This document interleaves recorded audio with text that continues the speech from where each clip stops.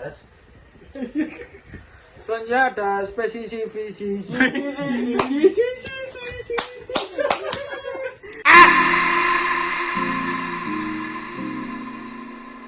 Kali ini kita akan mereview tentang business relationship yang bertemakan repeat purchasing in business relationship dari dosen Pak Angga.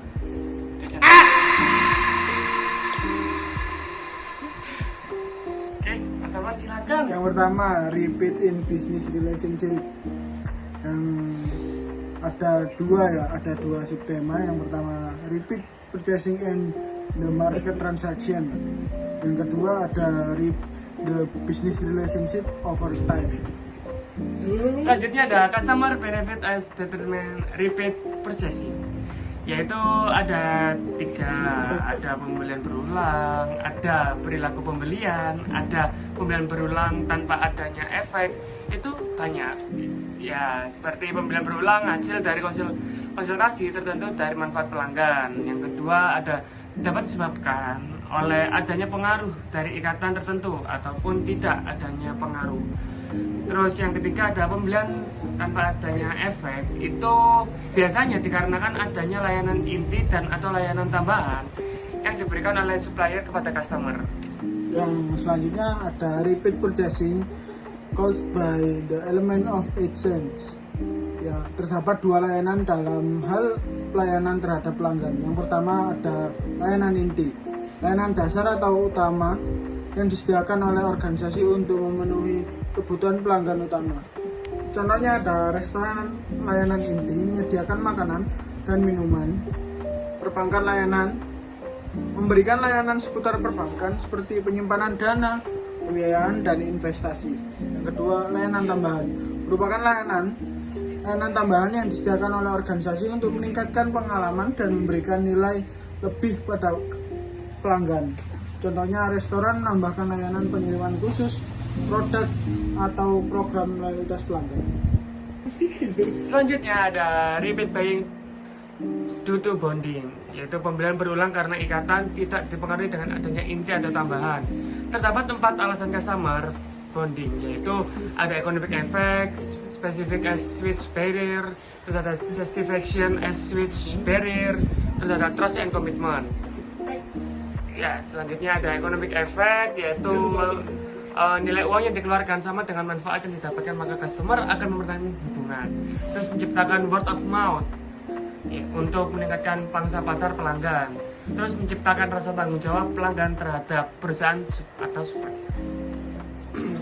Selanjutnya ada specificity as switching barrier.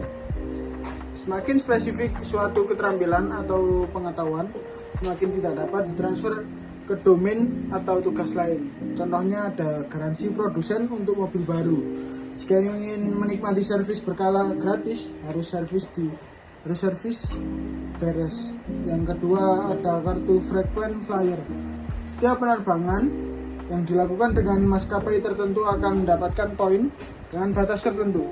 Jika beralih menggunakan maskapai tertentu sebelum batasnya, maka akan kehilangan poin kumulatifnya. Jadi spesifisitas sebagai penghalang beralih mengacu pada tantangan penerapan keterampilan atau pengetahuan yang sangat spesifik untuk tugas atau domain baru atau berbeda, yang terdapat menciptakan penghalang untuk beralih di antara keduanya. Selanjutnya ada satisfaction as switch bearing. Ketika pelanggan merasa puas dengan produk dari supplier, maka akan sulit beralih kepada supplier lain atau pesaing perusahaan tersebut. Selanjutnya ada menciptakan kepuasan pelanggan yang tinggi dapat membantu perusahaan mempertahankan pangsa pasar mereka dan menghindari kehilangan pelanggan ke pesaing lain. Ya. Terus ada trust and commitment. Efek ikatan berdasarkan kepercayaan dan komitmen lebih kuat daripada kepuasan. Terus kepercayaan dan komitmen dibangun secara bertahap dari waktu ke waktu. Terus terdapat 2 cara untuk membangun kepercayaan dan hubungan bisnis. Yang pertama ada segmen yang sesuai dengan produk. Kedua, merekrut karyawan yang sesuai dengan pelanggan tertentu. Selanjutnya ada supplier benefit as determinant of repeat purchasing. pelanggan cenderung melakukan pembelian berulang dari pemasok jika mereka merasakan manfaat atau feedback atau nilai dari yang dia beli. Contohnya, pelanggan cenderung melakukan pembelian berulang jika terdapat diskon. Yang kedua, pelanggan cenderung terus melakukan pembelian jika kualitas dan layanan yang sangat bagus. Terus selanjutnya ada teori nih, yaitu teori kontrak. Teori kontrak adalah sebuah kerangka konseptual yang menjelaskan bagaimana individu atau organisasi terlibat dalam sebuah perjanjian. Kontrak merupakan perjanjian yang berkaitan dengan hukum, yang menetapkan hak dan kewajiban masing-masing pihak. Terdapat ada 3 jenis kontrak, yaitu kontrak klasik, neoklasik, dan juga relasional. Oke, sekian itu tadi ada penjelasan dari kita. Untuk kurang lebihnya ya silakan komen. Untuk Komen. jika ada salah ya udah sih. Ya udah, ciao.